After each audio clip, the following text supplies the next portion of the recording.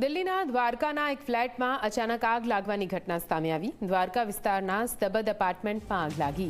જીવ બચાવવા લોકો બિલ્ડિંગ પરથી નીચે કૂદી ગયા।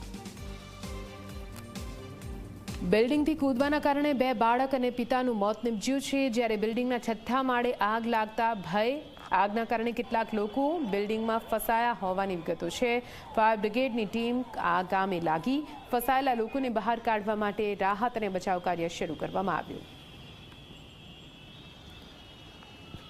आप आ दृश्य જોઈ રહ્યા છો દિલ્હીના દ્વારકા વિસ્તારની આ સમગ્ર ઘટના, જ્યાં છઠ્ઠા માળે અચાનક આગ ભભૂકી ઉઠી હતી। આગ લાગતા અહીં જેટલા પણ લોકો ફસાયેલા હતા તેમણે બિલ્ડિંગ પરથી કૂદવાનો પ્રયત્ન કર્યો હતો, જેમાં બે બાળક અને પિતા મોતને ભેટ્યા છે।